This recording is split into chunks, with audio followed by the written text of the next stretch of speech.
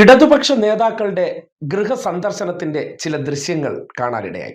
തദ്ദേശ തെരഞ്ഞെടുപ്പിലെ തിരിച്ചടിക്ക് ശേഷം ജനങ്ങൾക്ക് പറയാനുള്ളത് കേൾക്കാൻ വേണ്ടി വീടുകളിലേക്ക് CPM നേതാക്കന്മാർ, ജനപ്രതിനിധികൾ നേരിട്ടെത്തുന്ന കാഴ്ച.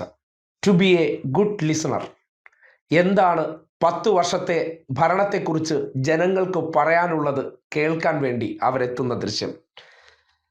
രാജ്യസഭാ MP ആയിട്ടുള്ള A റഹീമും കളമശ്ശേരി MLAയും മന്ത്രിയുമായിട്ടുള്ള P രാജീവും സോഷ്യൽ മീഡിയയിൽ ഇതിനെ സംബന്ധിച്ചുള്ള ചില ദൃശ്യങ്ങൾ പങ്കുവച്ചിട്ടുണ്ട്.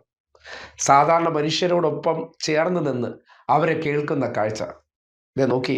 അവർ എത്ര ചേർന്ന് നിന്നാണ് ഇടതുപക്ഷ നേതാക്കളോട് കാര്യങ്ങൾ പറയുന്നു എന്ന് ആ ദൃശ്യങ്ങൾ തെളിയിക്കുന്നുണ്ട്. അതെ, ഇത്തരം പ്രവർത്തനങ്ങൾ തന്നെയാണ് ഇടതുപക്ഷത്തിന്റെ ഭാഗത്തു നിന്ന് സുശക്തമായി നടപ്പിലാക്കേണ്ടത്. ഓരോ മണ്ഡലങ്ങളിലും MLAമാരുള്ളിടത്തെല്ലാം MLAമാരും ജനപ്രതിനിധികൾ ഉൾപ്പെടെയുള്ളവർ ഓരോ വീടുകളിലും എത്തണം. സമയമെടുത്ത് എല്ലാവരോടും സംസാരിക്കണം. എന്തൊക്കെയാണ് അവരെ തെറ്റിദ്ധരിപ്പിച്ചിരിക്കുന്നു എന്ന് മനസ്സിലാക്കണം. അതിനെ തിരിച്ചറിഞ്ഞുകൊണ്ട് തിരുത്താൻ പറ്റുന്നതെല്ലാം തിരുത്താൻ ശ്രമിക്കണം. പല വ്യാജ പ്രചരണങ്ങൾ, കള്ളങ്ങളെല്ലാം സോഷ്യൽ മീഡിയയിലൂടെയും വീടാന്തരവും വാട്സപ്പ് ഗ്രൂപ്പുകളിലൂടെയെല്ലാം ജനങ്ങളെ തെറ്റിദ്ധരിപ്പിച്ച രീതിയിലെത്തിയിട്ടുണ്ട്. അത് മാറ്റാൻ അവരെ ഒന്ന് കേട്ടാൽ മതി. അവർ പറയുന്നതിനെ സാഗൂതം കേൾക്കുക, കേട്ടതിന് ശേഷം അത് തിരുത്തി കൊടുക്കുക. അതിന് ഇത്രയും നാൾ പ്രയത്നിച്ച ജനപ്രതിനിധികൾക്ക് ഉത്തരവാദിത്വമുണ്ട്.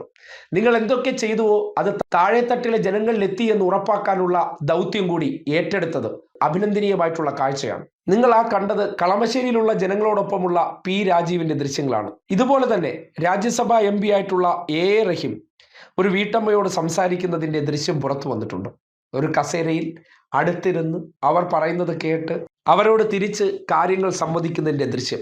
അതിനോടൊപ്പം റഹീം ഇങ്ങനെ കുറിച്ചിട്ടുണ്ട്: ജനങ്ങളെ കേൾക്കാൻ, ജനങ്ങളുടെ അഭിപ്രായങ്ങളും നിർദ്ദേശങ്ങളും തേടിയുള്ള CPIM ഗൃഹസന്ദർശനം.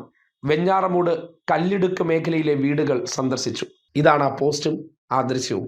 അത് സോഷ്യൽ മീഡിയയിൽ പങ്കുവച്ച കാര്യവും വളരെ മനോഹരമാണ്. ആ ചെയ്യുന്ന പ്രവൃത്തി ജനം കൂടി അറിഞ്ഞിരിക്കണം. ഈ പ്രവൃത്തി ചെയ്യുമ്പോൾ അതിൽ ഒരു തരത്തിലും വെള്ളം ചേർക്കരുത് എന്നൊരു അഭ്യർത്ഥന കൂടിയുണ്ട്. എല്ലാ വീടുകളിലും നേതാക്കന്മാർ എത്തേണ്ടതുണ്ട്. അവിടെ കുറച്ച് സമയം ചെലവഴിച്ച് അവരോടൊപ്പം മുഖാമുഖം സംസാരിക്കേണ്ടതുണ്ട്. അത് സംസാരിച്ചതിന് ശേഷം എന്തൊക്കെയാണ് ഞങ്ങളെക്കുറിച്ചുള്ള കുറ്റങ്ങൾ എന്ന് നിങ്ങൾ കേട്ടതിന് ശേഷം അതിൻ്റെ വസ്തുത കൂടി പറഞ്ഞു മനസ്സിലാക്കി കൊടുത്താൽ ഇപ്പോഴുണ്ടാക്കിയിരിക്കുന്ന ഈ തെറ്റിദ്ധാരണ മുഴുവൻ പാടെ തുടച്ചു നീക്കുക എന്നത് വളരെ എളുപ്പമായി മാറുമെന്നുള്ളതാണ് യാഥാർത്ഥ്യം.